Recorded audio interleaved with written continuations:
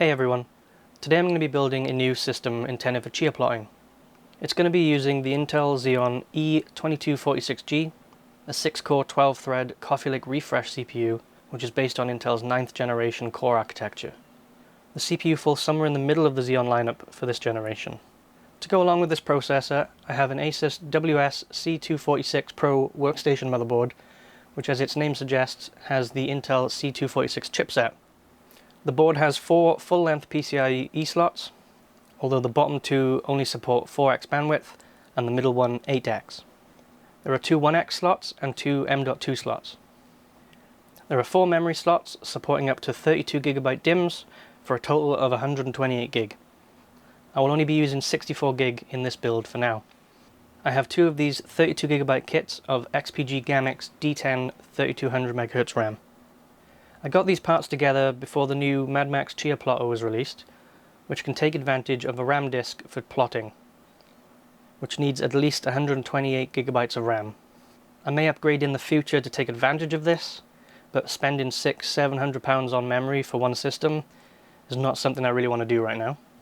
Plus, with the speed increases that the Madmax plotter offers over the official plotter, I think that will be good enough for me without a RAM disk. For the CPU cooler, I have this Arctic Freezer 34 eSports Duo, which is a great cooler and more than enough for this build. I have a 480GB Corsair MP510 for the operating system, and then 2 1TB Intel DC P4510 U.2 nvme drives, which I will likely configure in a RAID 0, and this is what I'll be plotting to. To connect these, I have an assortment of U.2 connectors to try out, and I'll see what works best.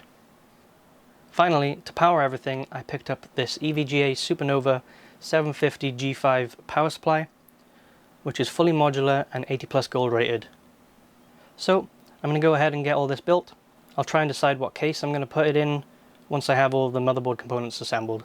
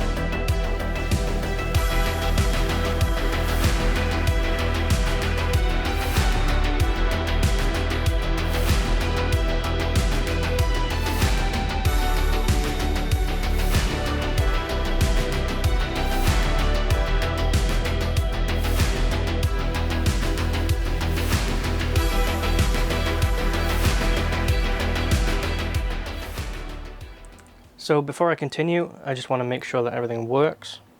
I'm just going to get everything plugged in like this and make sure it's all working. This Xeon processor also has integrated graphics, so I don't need to worry about having an additional graphics card or anything. Power up.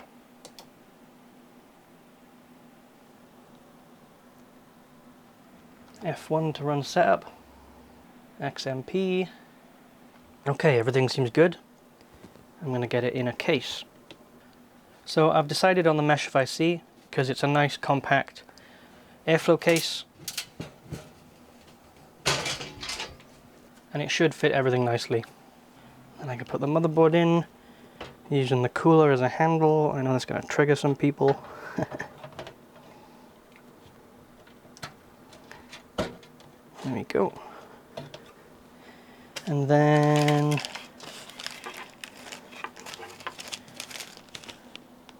one of these is motherboard screws.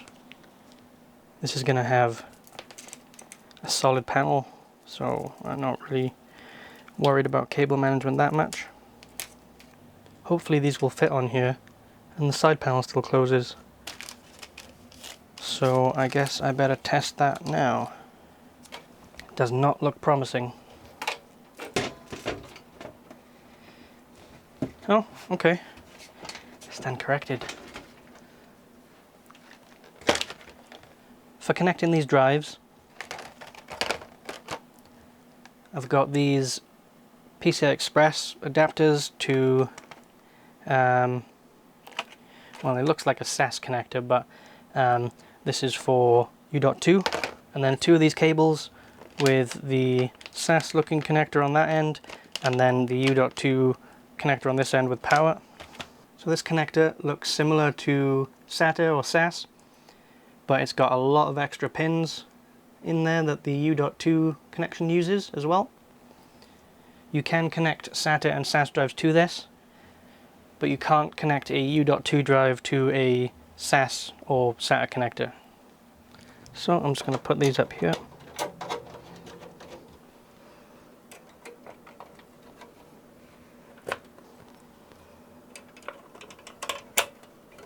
And then we can connect these to the boards.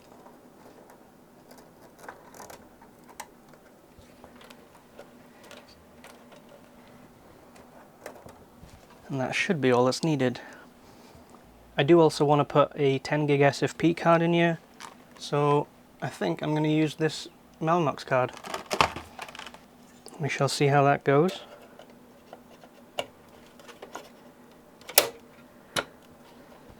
Time to boot it up again. Make sure everything's still working.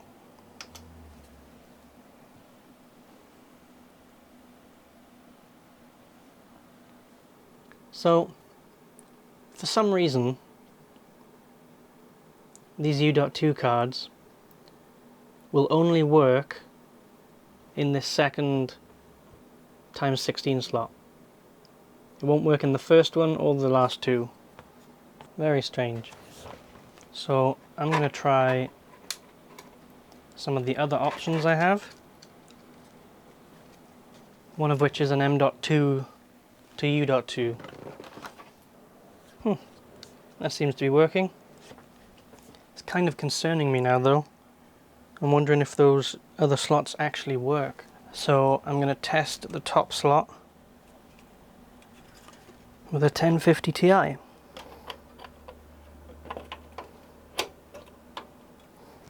Yeah, that works. Okay. It's just that U.2 then for some reason.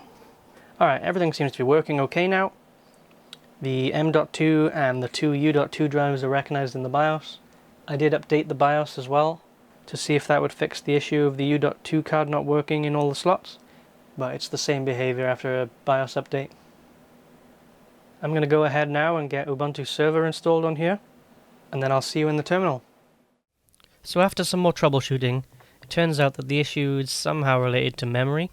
When all 4 DIMM slots are populated, the system will not post with that U.2 card in the first, third or fourth ×16 slot. If I take just one memory module out, then it will work in that configuration. I really can't explain it, and I've never seen something like that happen before, but the system is at least working with all the memory slots populated, with the U.2 drives connected like you just saw, with one in the 16 time slot and the other in an adapter in the second M.2 slot. I've gone ahead and installed Ubuntu Server 20.04 and done the usual things like setting up my SSH preferences. You don't have to use Ubuntu Server if you don't want to. You can use the desktop version or even Windows, but I won't be covering any Windows related configurations here. So this video is intended more of a documentation kind of explainer of how I'm doing things, and I'm by no means claiming that this is the best way to do any of this. It's just what I think is the best for my situation and the hardware I have.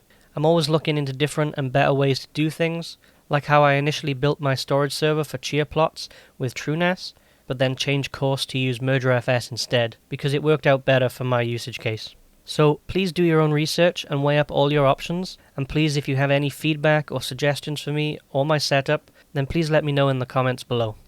With that said, the first thing I want to do is get my 2 U.2 drives set up in a RAID 0. You can do this during Ubuntu setup, but I decided to do it after installation. So I first want to list the drives and make sure that they're seen by the OS. We can do this with sudo fdisk-tac-l, and we can see the 2 Intel drives along with the OS drive and its partitions. And we can even use lsblk to see the drive names, partitions and mount points. We can see that the 2 first NVMe drives, which are the Intel drives, don't have any partitions and are not mounted anywhere. If your drives already have partitions, you probably want to remove them with fdisk. To create the RAID 0 array, we use the md-adm command. So we can do sudo md-adm, tac capital C for create, and then our new array, which will be /dev md0, and the drives we want to add to the array, /dev nvme, and then for a shortcut we can do brackets 0 to 1, n1, which will select both of those devices, tac n for number of devices, 2, tac L for RAID level, 0, then tac lowercase c for the chunk size, and we want 64. Run that. So it's created the array with those two devices and started it. Then we can do lsblk, and we can see that the two drives are part of the new RAID 0 device.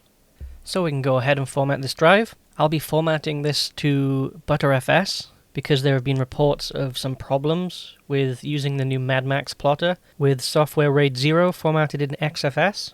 To format, we just do sudo makefs.btrfs, and then select the device, MD0,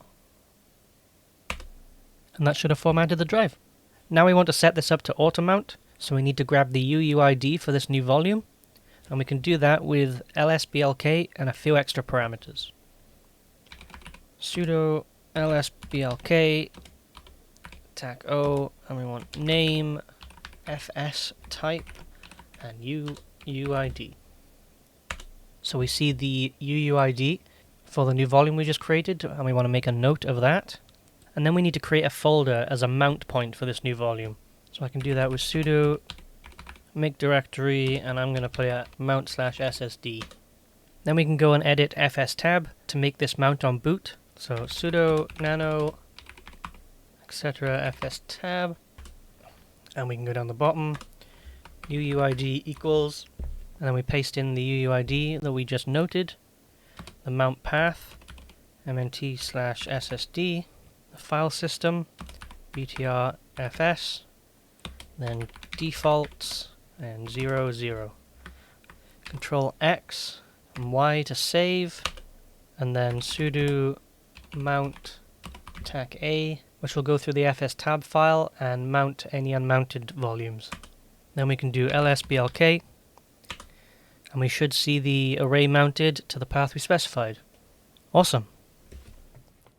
Now that I have the drives configured, I'm ready to get the Madmax plotter installed. To do this, I'll just follow the instructions from the GitHub README. First, install the required packages. Then clone the repo with the git clone command and the repo address. So that's pulled the files from the repo into the chia-plotter folder, so we can cd into that. And then we can update and initialize all of the submodules with git submodule update tac init.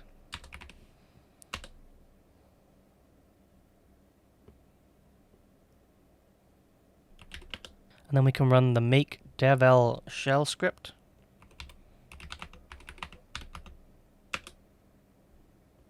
And it should go ahead and build the application. I did see a few warnings there. I hope they're not going to be an issue. So that should have built it to the build folder. And we should be able to do chia-plot help. And it looks like it's all built. So before I test this, I just have one more thing I want to do, which is to install Plotman, which is what I like to use to manage the plotting process. And it's been updated to work with the Madmax plotter since I last used it. So back in my home directory, I'm going to install this, again following the instructions on the README. So first of all, I need to install pip, which is a package manager for Python.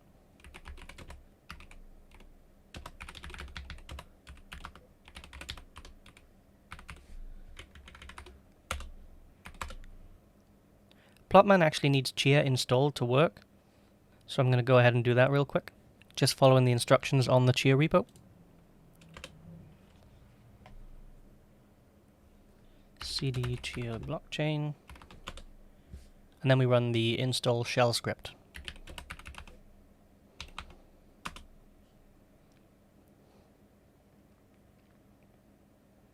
So then we can activate the Chia virtual environment and then go back home. So now we install Plotman with its install command, and then we can Plotman config generate, which will create a default configuration file for us, and we can edit that with nano config Plotman. Okay, so the configuration has changed a little bit since I last installed, so let's go through and see what I need to do. Okay, so first I'm seeing version 2 supports the Madmax plotter, so we'll keep that there. Log folder, I won't touch that, that's fine. Okay, temp folders. So I'm just using one temp folder, which is there. I'm not going to use a temp 2 right now. Destination. So I'm going to be putting these onto the NAS I built. So I'm going to have to mount a network share for that, which I will put at bit 2, which is the name of the server. I'll just mount it on a folder called the same. I don't want to worry about archiving, so I'll comment that out. Now, scheduling. I don't know what this is capable of yet, so I'm just going to change global max jobs to 3 for now. I'll leave the stagger at 30 minutes, 20 seconds. I've got one temp folder, so I'll just comment that out. And comment this out. Okay, so this is where the changes mostly come in. Okay, so I want to set the type to Madmax. Executable. So this path is going to be home chia-plotter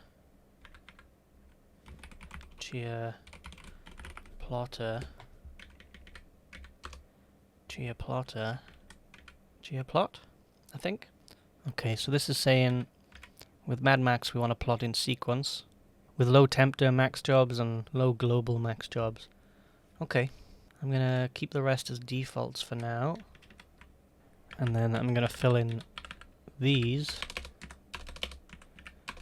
with my farmer public key, pool public key, and contract address.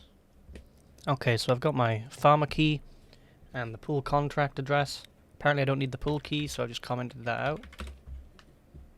So I'm gonna save that.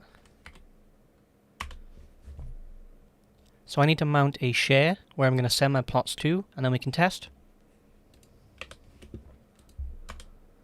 And I want to set this up to auto mount.